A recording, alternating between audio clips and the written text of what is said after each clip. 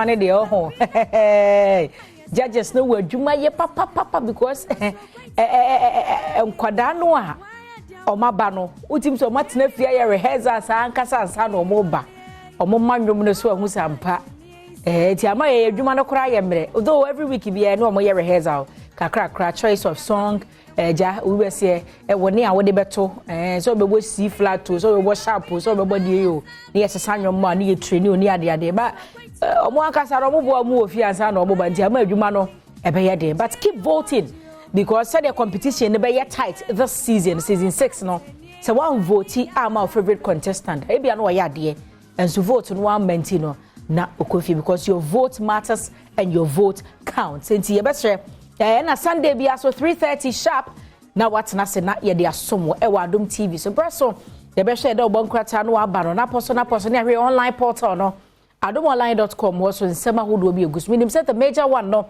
e be ye reshuffling ya aba na akwasi aso aba in fact ye be share reshuffling no aba no said you boy say kakra no waduru soro say nka ne kwasi no ye deputy first time. Yes, and you lose in the city, no, lose in the position. You lose the position. They say the no ankasa no your health minister no ankasa. At least they better ankasa be 10 months yeah. Akakwe be kwa abatu omu di ono no oye so afọ be hwa pom de ho nsem so.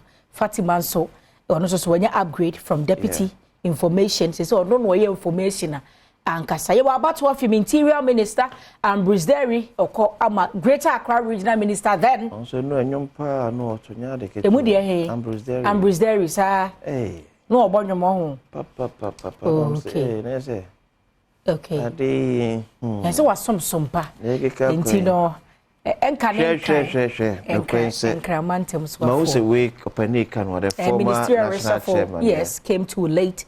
Kind of fracture. And you came too late. Some of them be one more adwa. Say ya nyini me bia ntomo. E wiase nye bibia na eche obia benyebi. Eso be work time no. Me ba na. Obeba no so okay. Okay. Adwa wiase nye bibia na echa obia benyebi. Awo kora nye obia na ewo. Sika ye obia na benyebi obia na besi dan. Sometimes. Your positions ne friend minister, deputy minister, MP no. Yema ni emu odru kakra. Okay.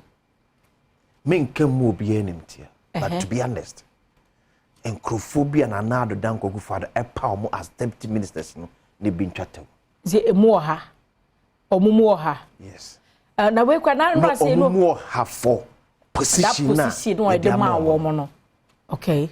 And we share ministers with me catch us say I told the beer me deputy minister coming to me sumani ko program because uti agbo ko ku ministry na anymore. Okay, na say na your job for the boys ni bia na so na enye because me tia say ni wo doctor Okobwe honom now with all due respect na me say deputy minister of health ya benya abota me kan no kran fan kire ho adwo wo jaba we MP say okay ye wo boy e wo honom ni wo tenamesa as deputy minister of health maybe wo kan ya ka nye school ni nkwa na bebu o man but the crow me say o mu asebo mu ko school ni kra ko twa ko poni echi kra no den kra mo mu tso bebu o man no na nte se be ye na enti bi anko de kese ya mo ko boy abaso no na ye kan no kra fa nchire pen fo adwa se o ye ko boy free ho bia na e cha obi abenya bi na say ke beduma ka say he's been compensated there se no nya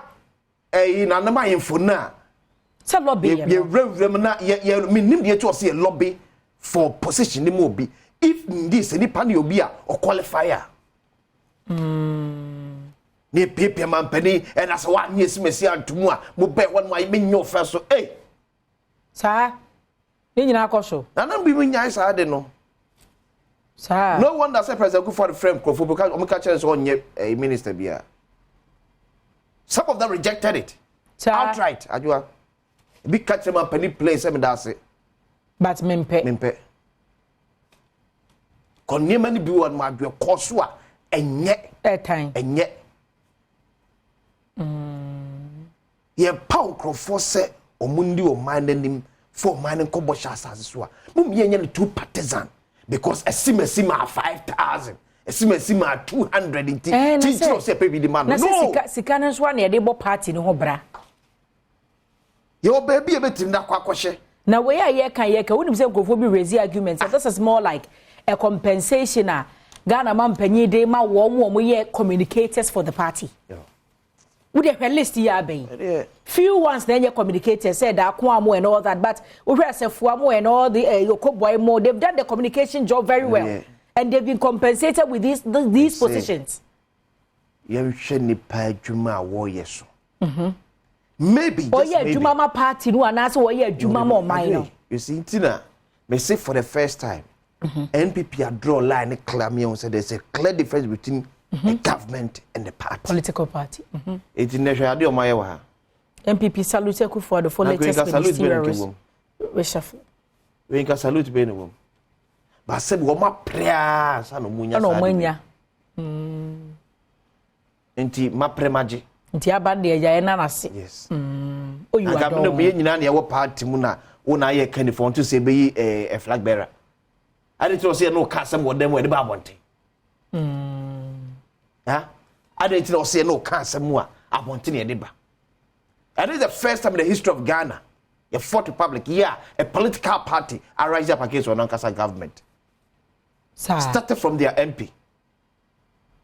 MP started President Saki Kenofreta.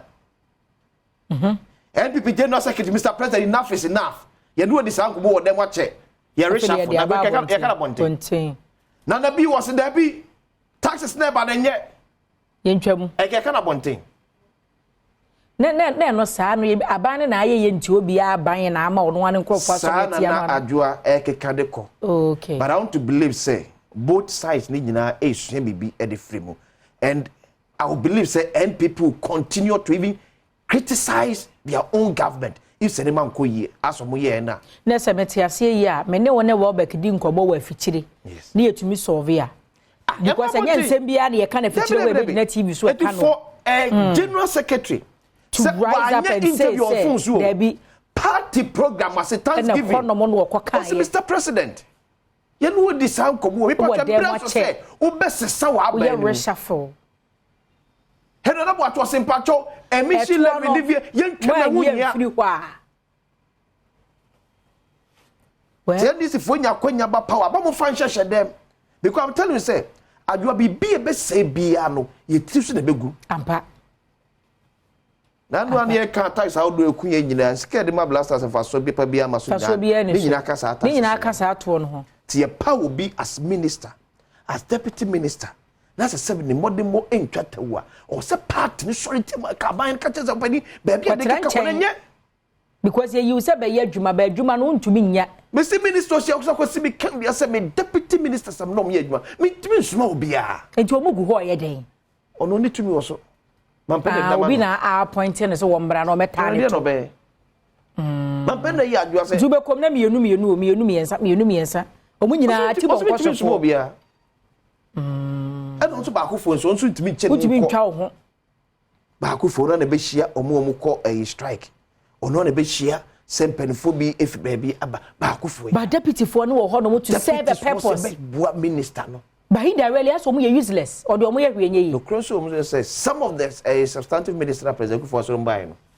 na bebre nso emma omo deputies nso akwanya mo nya adwuma no mo nso mo man no no mo so agibibia kenten so bibia yomo omu ni one ministry ni movie nya adwuma yes okay some of the ministers ni bi ene mo so eyen well enti omo ma ban ya be sure mo go yes e bom pa say a few hours, but there's always a good saying, say. Mozambique for no moko AFCON last minute, and on my young kunim die and brass. So last minute, on meeting be assistant the fortunes of Ghana. E bi so say ja, nkrofo na bubu ade na wie ne ye se de kukuru de abeso nkrofo bi. Okay, enti no cross so me say. Amembo na bia meka. Say emra kayem fama president Kufuado. Okay. Yes. Samemu no emra kebe package 1 ni bi. Nye dia ma wo mo. Denti.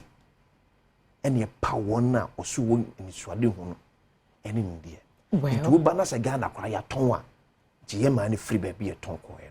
ne fa ya de bre well ministerial reshuffling ye di mo nkomo ana the omanfo bi nso so kekan ye finance minister ye ni ko minister of state ai ne se bebi owo ne mukura du chair finance ministry no negotiation ni nyina fa ye sika sem ne bibia no oni baabi akọ ho finance minister kwa je permission free no finance minister ba kwaje permission free no cause dues akasie ni nyina on no so okay enti na o say ya no so no climb ladder no ekosoro okay well positions yakaka ho asema we run a vows day a couple singles lentils or at Flavors restaurant in Howell brad e minim so odibi cause no yakopon Adom wo yere na yemu aye ni obiare de in fact no me dibi me say no me pon adwuma no me pon anwumere na wo say me kwa sorry dem because vows day adwuma di stronko okay e wa sorry dem ye ni asori na maburu na do so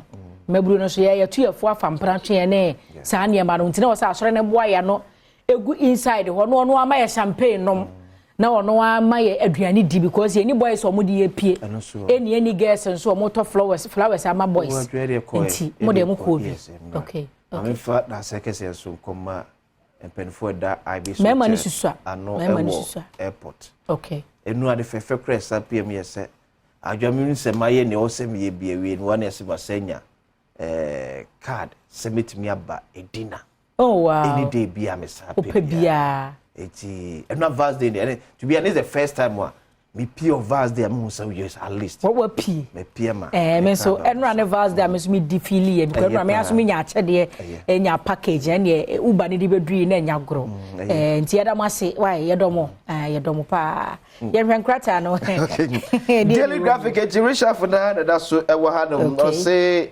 new ministers face high expectations 18 out. December 7 opportunity for NDC to rebuild nation. Supplement on Ghana Hotels Association Awards. Daily Graphic. Ghanaian Times. Reshuffle. President fires 23 ministers in major shake-up. 30 ministers, 10 deputies go home. 8 new ministers, 11 deputies, 6 ministers of state appointed. Ghana marks 20 years of HIV antiretroviral treatment. Dr. Badwam responsible for current economic hardship. NDC for also can say. Daily Guide Ensu Eni Nana flies out after vast day reshuffle. NPP comments Akufo-Addo for ministerial shake-up. Land Ministry details Badwam's small-scale mining policy. Abysim killer trial begins 14th March. Daily Guide. The Daily Statesman. 40% of Ghana's population under 15 years. 100 protests against GFA. Massive shake-up in government. Oforiata Abakwata Dambochi Ajima menu dropped. Okoboy Tata's global leader Alasa brought in. NPP spelled out tax for new appointees. The new statement, I don't know. The anchor, Oman FM presenter Kwabena Kwachi dead. Oh. And run our home. Kwabena Yamin yet radio chine se unya attack. Yamin fa currency. Yamin fa currency. Kafra. Nebusi yasun kafra. Na se ni nua be ma wo ye ha. Yeah. So for G. Yes, I will ba sempa no. De bra pa na ba ko echa ba ko. Ti be wo hie abusua nyina ya ko. Mon kafra, mon shedding. Akamu na aka ye nyina. O company fo a acha won semtwere adwuma mu pa. Yes. Untimi ni ofa keke. Debi. Ofonyame emfa okra ensie. Badwam small-scale mining policy game changer, Deputy Minister, and I can say him. Prestigious Wesley Girls students sleep on bare floor. School prefect reviews as authorities call for help. A very position if when I say review, Ghana, we pretend to be working, we pretend to give position to some people, but we refuse to let them work. Obey the free say. I would say, I die a while back. I said, we can see Moon Sembeba na Yasepe, Honessa, Hosepeba, na Mashe, Senko, Chichebu, and a year free Hormama. But now, someone definitely a Bedika, a Beckham was some GFA, a one sense, him in the best so many pensemo at was so Badwam Sunday, and Cobebia.